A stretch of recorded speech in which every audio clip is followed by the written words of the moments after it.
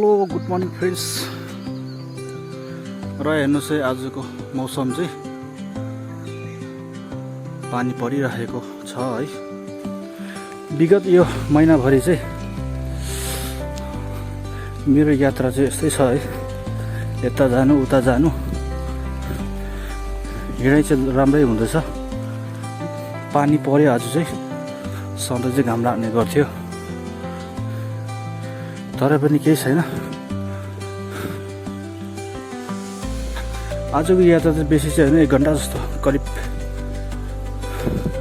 हिँडेर चाहिँ गाडी राखेर चाहिँ।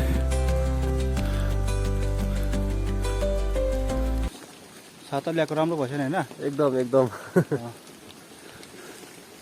र मैले चाहिँ छाता ल्याएन है।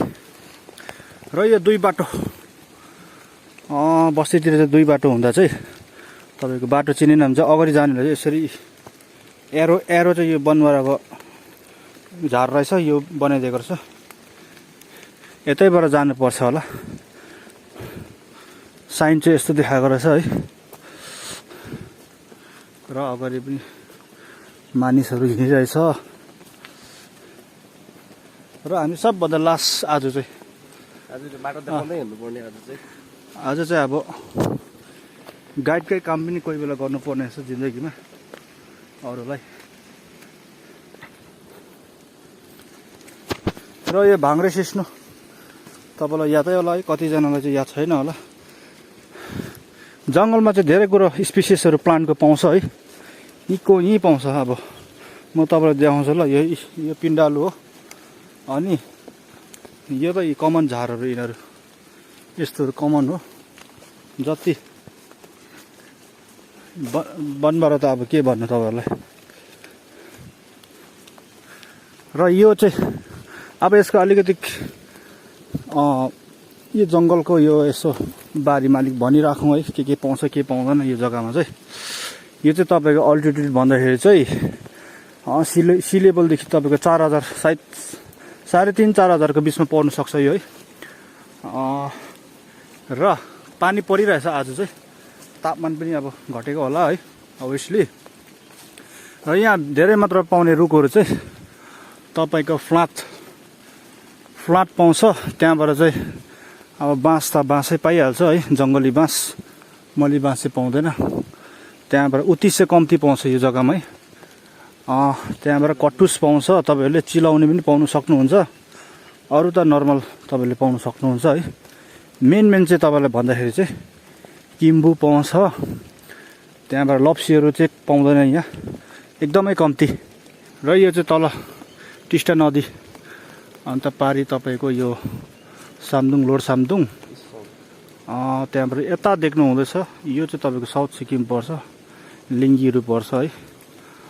यो चाहिँ 3टा जग्गामा हामी उभिरहेछौँ यहाँ चाहिँ है। यो चाहिँ भयो नर्थ है, यो इस्ट भयो, अनि यो चाहिँ साउथ सिक्किम। अब साउथदेखि चाहिँ वेस्टको बोर्डर हुन्छ है, डिस्ट्रिक्ट वेस्ट नै परिहाल्छ उता है। र यस्तो छ आज चाहिँ मजाको त्रिवेणी भनौँ न है लोकेसन चाहिँ। 3टा लोकेसन छ हाम्रो है।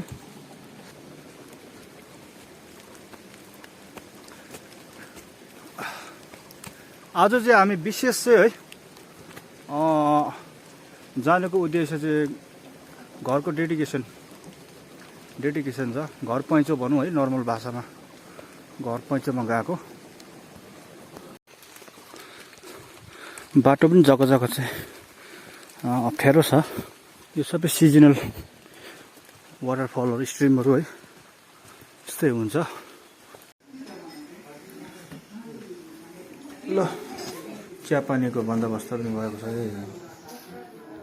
ल खाइदिउँ हो। आरु, यो सिजनको आरु चाहिँ यो रहेछ है, खाब्जे।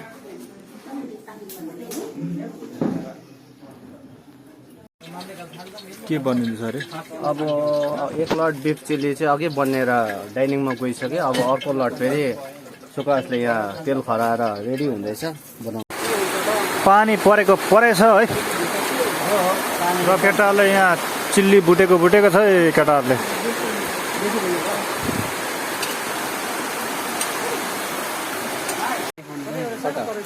मेन त उता हो नि त अरू त हिँड्दै पनि हो चलाउने मान्छे मेन कुक चाहिँ उहाँ हो, रातो हाम्रो नाम के हो नि रातो लुगा लाउने हो मेन चाहिँ। रातो लुगा लाउने अन्त उता पनि रातै छ आजको चाहिँ अरू सबै अब डाडो पनि हिँड्दै गर्ने मात्रै हो अरू सबै हेल्पर यता चाहिँ के हो हामी त अब हेल्पर पनि हो के ल्याऊ भन्छ त्यो पुऱ्याउनु पर्छ उहाँ चाहिँ? सब हेल्पर हो हामी सबै हेल्पर हो भाडा मल्ने तर सेलेरी त बराबर होला नि त। सेलरी बराबर हो सेलेरी अलिक कम्ती होला आजको डाइनिङ टेबल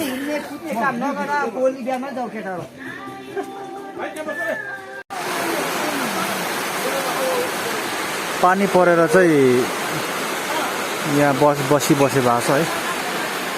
ल बेन पानीले के गर्यो आज त जानै पाएन त है। आज पानीले मौसमले साथ दिएन हो हो जति ओढेर जानु पर्यो छाता ओढेर जानु पर्यो ल अब चाहिँ हामीहरू बल्ल बल्ल अलिकति पानी रहेर चाहिँ फर्किँदै गयो है। बिहान हेर्नुहोस् न यहाँ पानी थिएन, यो खोल्छै थिएन, बिहान एकदमै सुक्खा थियो है।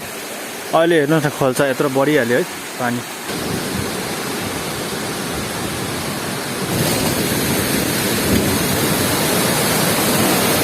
र आज चाहिँ धेरै नै पानी पर्यो है। अन्तमा हामी डिक्चु बजार आइपुग्यौँ।